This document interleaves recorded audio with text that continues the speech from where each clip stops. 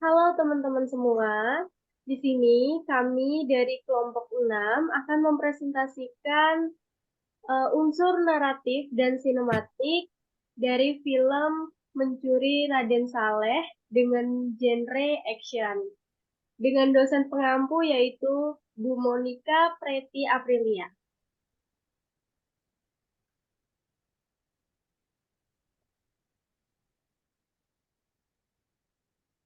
Adapun kelompok kami, saya sendiri Novita Widianingrum dengan NIM 23963932. Saya, Paulina Damayanti Maturbongs, dengan NIM 23963896.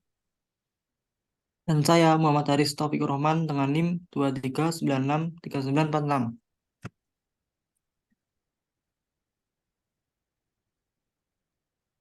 Oke, unsur naratif yang pertama yaitu ada sinopsis.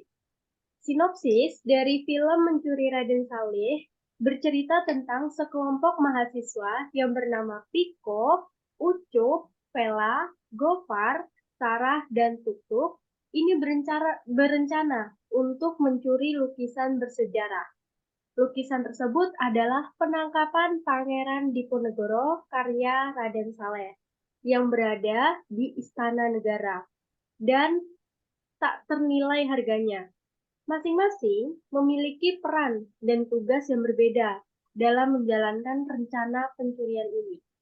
Aksi pencurian ini tentunya tidak akan berjalan mudah, apalagi lukisan tersebut disimpan di Istana Presiden yang tentunya memiliki sistem keamanan yang super ketat.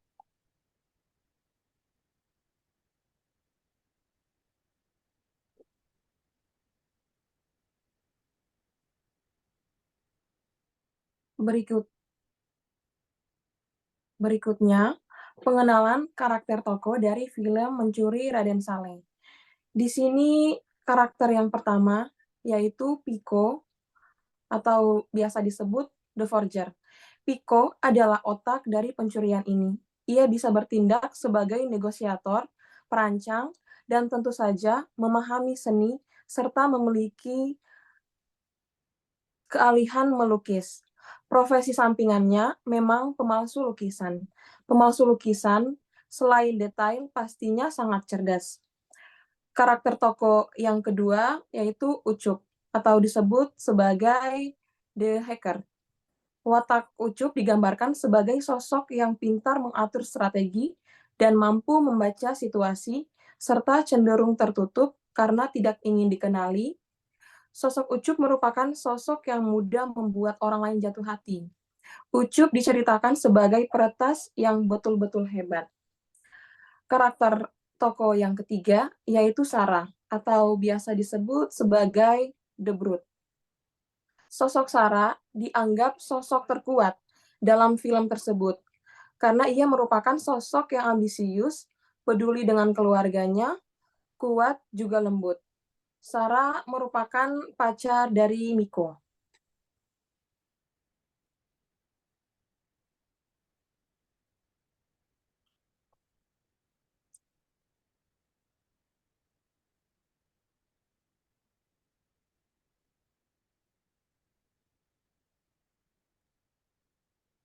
Selanjutnya untuk Kak Haris, silakan.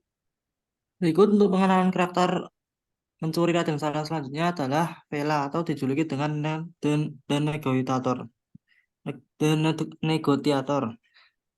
Orang yang manipulatif karena menjadi bandar judi kampus. Berpengalaman sebagai seorang bandar judi, sudah jelas Vela memiliki kemampuan membuat taktik dan memanipulasi yang hebat. Vela nggak cuma ngerti bisnis. Vela tahu bagaimana harus menipu orang lain untuk memberikannya keuntungan. Vela juga tahu bagaimana ia bisa menguasai lawan. Berikutnya, Tuk Tuk dengan julukan The Driver. Sosok yang ahli dalam berkendara mobil, gemar balapan di malam hari, dan juga menyebalkan. Bukan sekedar mengemudi, Tuk Tuk nekat, tetapi jago. Ia tahu cara menyetir kendaraan dengan cepat. Ia tahu jalan-jalan tikus dan tahu cara melarikan diri. Seperti kakaknya, ia juga cukup cuma punya keahlian perbengkelan. Dan tokoh yang terakhir yaitu Gofar dengan julukan Handyman. Keras kepala, suka belak-belakan terhadap apa yang dipikirkan, dan bertindak tanpa mempertimbangkan perasaan orang lain.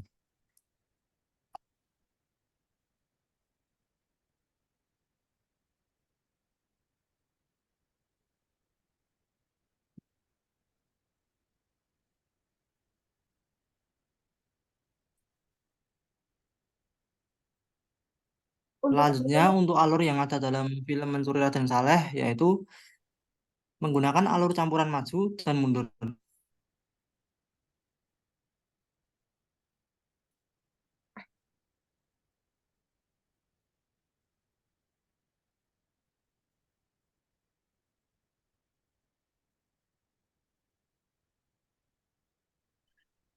Dalam sebuah film terdapat struktur cerita, dan struktur cerita tersebut dibagi menjadi 5.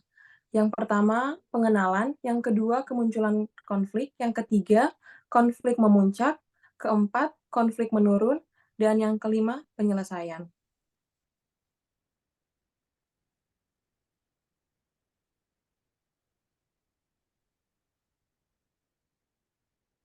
Nah, di sini struktur cerita yang pertama mengenai pengenalan. Film bergenre action, komedi, drama, dan heist ini diawali dengan Piko dan Ucup, 2 anak muda yang sedang bingung untuk mencari uang.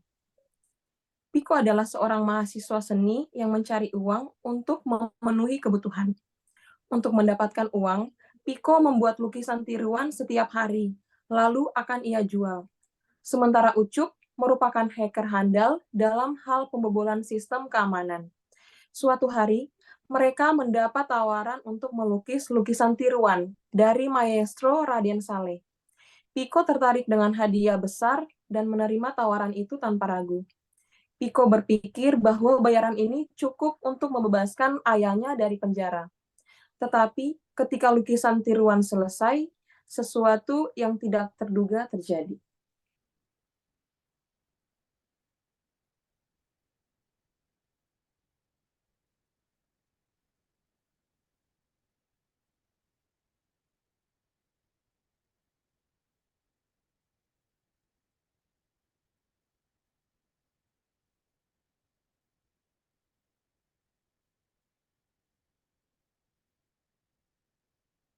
Berikutnya adalah kemunculan konflik.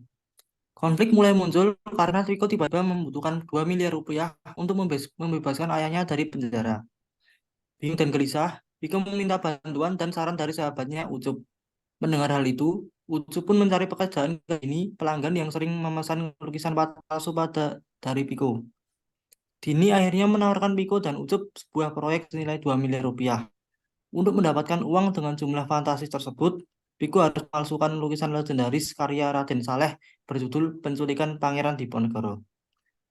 Tidak berhenti sampai di situ, Piko dan Ucup mendapat tawaran lebih lanjut dengan tambahan bayaran sebesar 15 miliar rupiah, yaitu untuk mencuri lukisan asli penculikan Pangeran Diponegoro yang dijaga ketat di Istana Negara.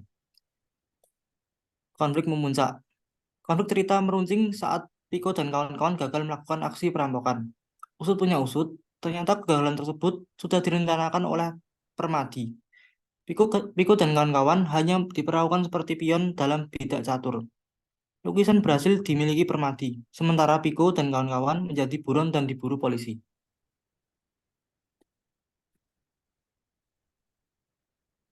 Selanjutnya yaitu ada konflik menurun.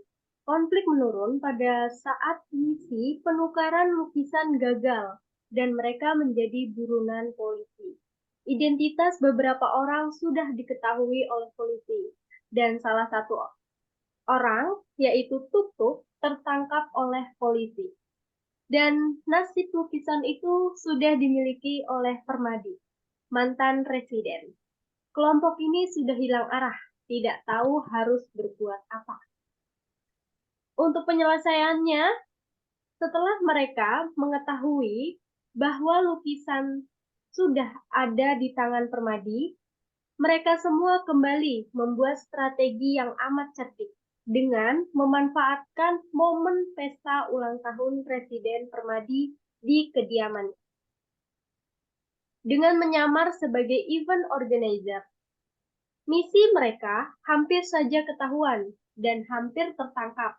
Tapi dengan kecerdikan para personilnya, mereka dapat lolos dan bisa membawa lukisan Raden Saleh dengan mulus. Lukisan original Raden Saleh sudah ada di tangan mereka dan ditawar dengan harga 10 juta dolar atau setara dengan 150 miliar rupiah.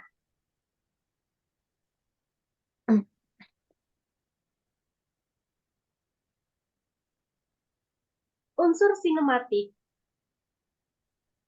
yang ada di dalam cerita atau film Raden Saleh ini, yaitu mise en scene-nya ada make up karakter tokoh, wardrobe, setting, properti, dan pencahayaan. Kita bahas satu persatu. Yang pertama yaitu make up. Make up di sini. Oke, baik. Make up di sini yang diperankan oleh Vela memiliki warna make up yang terang, cenderung kelihatan lebih fresh karena sudah sesuai dengan perannya. Kemudian ada Tuk-Tuk yang memiliki make up natural dan pemilihan warna make up-nya juga sesuai dengan karakter yang diperankan. Kemudian ada Sarah, dia memiliki warna make up yang cenderung agak gelap, tetapi warna lipstiknya yang terang, dan juga garis wajahnya yang kelihatan tajam. Sudah bisa menunjukkan sosoknya yang kuat secara fisik dan tidak banyak bicara.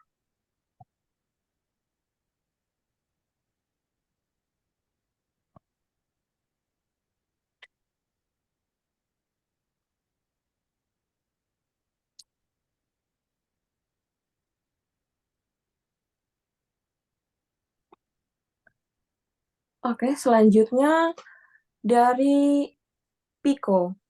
Pico memiliki warna make up yang sudah sesuai sama perannya dan cenderung kelihatan.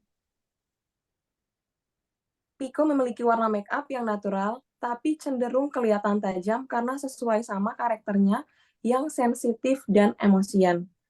Berikutnya, Pak Budiman sebagai ayah Pico. Ia memiliki warna make up yang sudah sesuai sama perannya dan cenderung kelihatan pucat dan kusam karena hidupnya di penjara.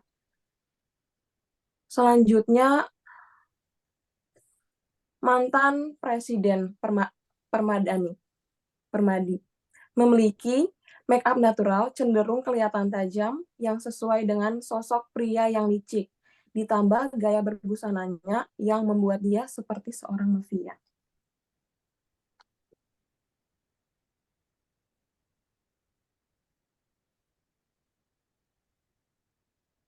Untuk drop, yaitu pertama, Permadi dengan kemeja putihnya.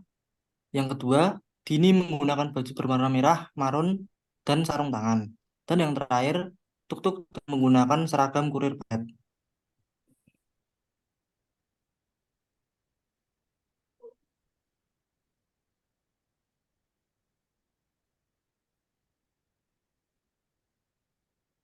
Setting latar pertama yaitu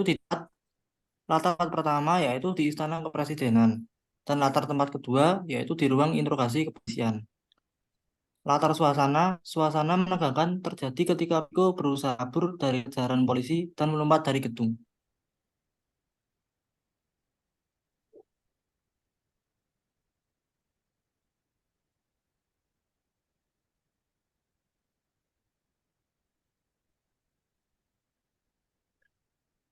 Berikutnya properti yang ada dalam film tersebut, yaitu yang pertama mobil box, yang kedua motor polisi, yang ketiga komputer, yang keempat lukisan, yang kelima pistol, dan yang terakhir earphone.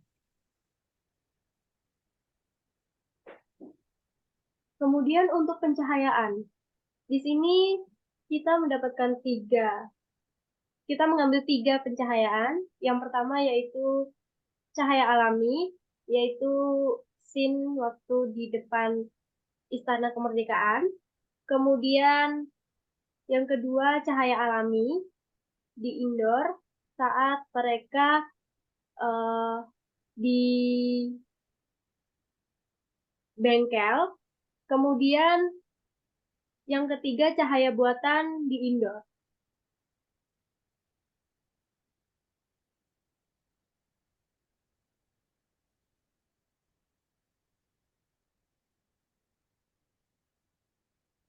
Yang berikutnya adalah editing. Untuk editing yang pertama yaitu continuity ruang atau spasial, dan yang berikutnya adalah continuity waktu atau temporal.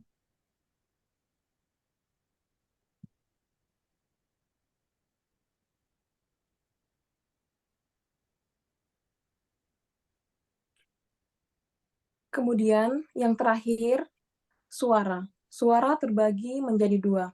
Di sini kami ambil terdapat 2 suara dalam film Mencuri Raden Saleh. Yang pertama, suara diegetik. Dari film ini adalah ketika polisi melepaskan tembakan ke arah langit dan terjadi bunyi ledakan pistol. Yang kedua, suara non-diegetik. Dari film ini, yaitu background yang muncul ketika Piko lagi melukis lukisan Raden Saleh di ruang gelap.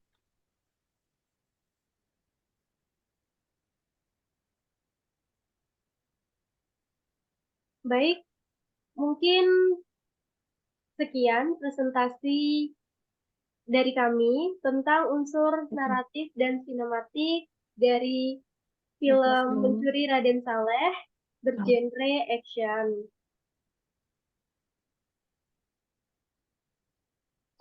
Terima kasih. Wassalamualaikum warahmatullahi wabarakatuh. Terima kasih.